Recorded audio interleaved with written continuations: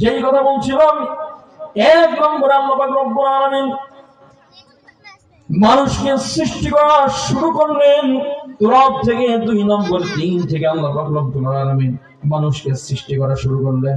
এজন্য আল্লাহ পাক রব্বুল আলামিন ডাক দিয়ে বলেন, খলাকাল ইনসানা মিন তিন।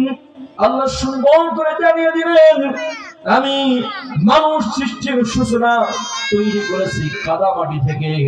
অর্থাৎ কোন কোন বর্ণনায় আল্লাহ পাক রব্বুল আলামিন তুলে ধরেছেন যে ওই যে ধুলাবালি যুক্ত মাটিটা আমি রেখেছিলাম, যে মাটিটা আজরাইল আলাইহিস সালাম আমার কাছে এনেছিল, ওই মাটিটার উপরে আমি কিছুদিন বৃষ্টি বর্ষণ করি, যার কারণে ওই মাটিটা আস্তে আস্তে কাদা মাটিতে পরিণত হয়, অর্থাৎ নরম হয়ে যায়।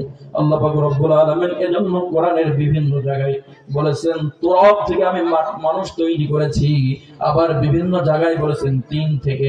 তবে পার্থক্য হচ্ছে তুরাব এই শব্দের অর্থ হচ্ছে ধুলাবালি যুক্ত মাটি, অর্থাৎ শুকনা মাটি, আর 3 মানে হচ্ছে কাদা মাটি, যেটাকে আল্লাহ পাক রব্বুল আলামিন পানি দ্বারা নরম করেছেন।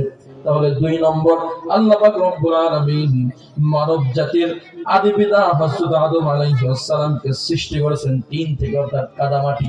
তাহলে 1 নম্বর শুকনা মাটি দ্বারা আল্লাহ শুরু করেছেন, ওই শুকনা মাটির উপরে বৃষ্টি বর্ষণ করে আল্লাহ তাকে নরম করেছেন কাদা মাটিতে। 2 নম্বর কাদা দিয়ে তৈরি করা শুরু করেছেন। বলেন সুবহানাল্লাহ। সম্মানিত ভাইরা আমার, 3 নম্বর আল্লাহ পাক রব্বুল আলামিন মানব জাতিকে সৃষ্টির কাজ শুরু করলেন।